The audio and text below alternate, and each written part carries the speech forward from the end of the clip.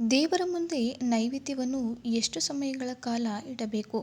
ದೇವರನ್ನು ಪೂಜಿಸುವಂತಹ ಸಂದರ್ಭದಲ್ಲಿ ಆಯಾ ದೇವರಿಗೆ ಪ್ರಿಯವಾದ ಖಾದ್ಯವನ್ನು ನೈವೇದ್ಯವಾಗಿ ಅರ್ಪಿಸುವುದು ವಾಡಿಕೆ.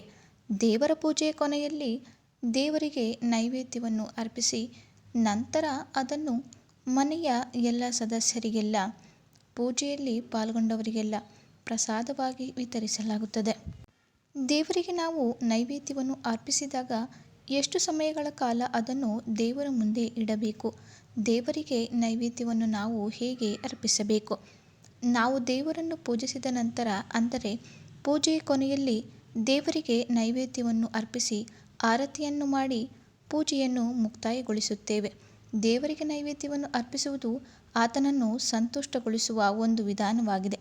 ಪೂಜೆಯನ್ನು ನಾವು ದೊಡ್ಡ ಮಟ್ಟದಲ್ಲಿ ಮಾಡಿರಲಿ, ಚಿಕ್ಕ ಮಟ್ಟದಲ್ಲೇ ಮಾಡಿರಲಿ, ದೇವರಿಗೆ ನೈವೇದ್ಯವನ್ನು ಅರ್ಪಿಸುವುದು ಶುಭ. ಹೆಚ್ಚಿನ ಮನೆಗಳಲ್ಲಿ ದೇವರಿಗೆ ನೈವೇದ್ಯವನ್ನು ಅರ್ಪಿಸಿದ ನಂತರ ಅದನ್ನು ಅಲ್ಲಿಯೇ ಬಿಡುತ್ತಾರೆ. ಶಾಸ್ತ್ರದಲ್ಲಿ ಇದನ್ನು ತಪ್ಪು ಎಂದು ಪರಿಗಣಿಸಲಾಗುತ್ತದೆ.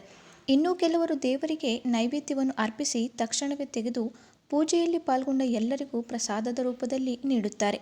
ಈ ವಿಚಾರದಲ್ಲಿ ನಾವು ದೇವರಿಗೆ ನೈವೇದ್ಯವನ್ನು ಅರ್ಪಿಸಿದಾಗ ಅದನ್ನು ಅಲ್ಲೇ ಇಡಬೇಕೇ ಅಥವಾ ತಕ್ಷಣವೇ ತೆಗೆಯಬೇಕೇ ಎಂಬುದು ತಿಳಿಯೋಣ. ಹಾಗಿದ್ರೆ ನಾವು ದೇವರಿಗೆ ಯಾವ ಪಾತ್ರೆಯಲ್ಲಿ ಪ್ರಸಾದವನ್ನು ನೈವೇದ್ಯವಾಗಿ ಇಡಬೇಕು? ಹಾಗೆ ಎಷ್ಟು ಕಾಲಗಳ ಕಾಲ ನೈವೇದ್ಯವನ್ನು ಹಾಗೆ ಬಿಡಬೇಕು? ಮತ್ತು ಪ್ರಸಾದವನ್ನು ಬೇರೆಯವರಿಗೆ ಕೊಡುವುದು ಸೂಕ್ತವೋ ಅಲ್ವೋ ಎಂದು ತಿಳಿಯೋಣ. ಹಾಗಿದ್ರೆ ನೈವೇದ್ಯವನ್ನು ಎಷ್ಟು ದಿನ ಹಾಗೆಯೇ ಬಿಡಬೇಕು ಅಥವಾ ತಕ್ಷಣ ತೆಗೆಯಬೇಕಾ ಎಂದು ತಿಳಿಯೋಣ.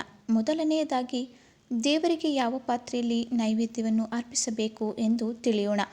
ದೇವರಿಗೆ ನಾವು ನೈವೇದ್ಯವನ್ನು ಅರ್ಪಿಸುವಂತಹ ವಿಚಾರದಲ್ಲಿ ಕೆಲವೊಂದು ನಿಯಮಗಳನ್ನು ಕಡ್ಡಾಯವಾಗಿ ಪಾಲಿಸಲೇಬೇಕು. ನಾವು ಯಾವಾಗಲೂ ದೇವರಿಗೆ ಚಿನ್ನ, ಬೆಳ್ಳಿ, ಮರ, ತಾಮ್ರ ಅಥವಾ ಜೇಡಿ ಮಣ್ಣಿನ ಪಾತ್ರೆಯಲ್ಲಿ ಮಾತ್ರ ನೈವೇದ್ಯವನ್ನು ಅರ್ಪಿಸಬೇಕು. ಇಲ್ಲಿ ನಾವು ಕಬ್ಬಿಣದ ಪಾತ್ರೆಯಲ್ಲಿ ದೇವರಿಗೆ ನೈವೇದ್ಯವನ್ನು ಅರ್ಪಿಸಬಾರದು ಎಂಬುದನ್ನು ಗಮನದಲ್ಲಿಟ್ಟುಕೊಳ್ಳಬೇಕು. ದೇವರಿಗೆ ನೈವೇದ್ಯವನ್ನು ಮಾಡಿದ ತಕ್ಷಣ ಆರತಿಯನ್ನು ಮಾಡಿ ಅದನ್ನು ತೆಗೆಯಬೇಕು.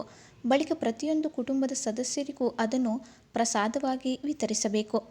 2. ಎಷ್ಟು ದಿನಗಳ ಕಾಲ ದೇವರಿಗೆ ನೈವೇದ್ಯವನ್ನು ಇಡಬೇಕು? ದೇವರಿಗೆ ನಾವು ಏನನ್ನೇ ಅರ್ಪಿಸಿದರೂ ಅದು ತಾಜಾ ಇರಬೇಕು.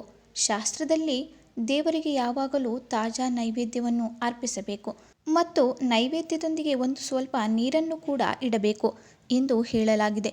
ದೇವರಿಗೆ ನೈವೇದ್ಯವನ್ನು ಅರ್ಪಿಸಿ 5 ನಿಮಿಷಗಳ ಕಾಲ ಹಾಗೆ ಬಿಟ್ಟು ನಂತರ ಅದನ್ನು ಪ್ರಸಾದವಾಗಿ ಪೂಜೆಯಲ್ಲಿ ಪಾಲ್ಗೊಂಡ ಹಾಗೂ ಕುಟುಂಬದ ಸದಸ್ಯರಿಗೆ ಹಂಚಬೇಕು.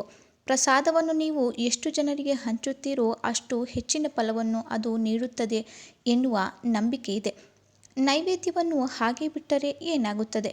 ಶಾಸ್ತ್ರದ ಪ್ರಕಾರ ಹಲವಾರು ಗಂಟೆಗಳ ಕಾಲ ದೇವರ ಮುಂದೆ ಇಡಲಾದ ಪ್ರಸಾದವು ನಕಾರಾತ್ಮಕ ಶಕ್ತಿಯೊಂದಿಗೆ ಸಂಪರ್ಕಕ್ಕೆ ಬರುವುದರಿಂದ ಅದು ಅಶುದ್ಧವಾಗುತ್ತದೆ. ದೇವರಿಗೆ ಪ್ರಸಾದವನ್ನು ಅರ್ಪಿಸಿದ ತಕ್ಷಣ ಅದನ್ನು ತೆಗೆದುಕೊಳ್ಳಬೇಕು.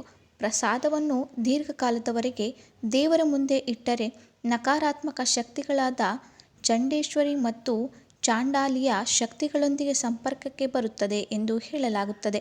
ಇದು ಪ್ರಸಾದವನ್ನು ಅಶುದ್ಧಗೊಳಿಸುತ್ತದೆ. ಹಾಗಾಗಿ ಹೆಚ್ಚು ಸಮಯದವರೆಗೆ ನೈವೇದ್ಯವನ್ನು ದೇವರ ಮುಂದೆ ಇಡಬೇಡಿ.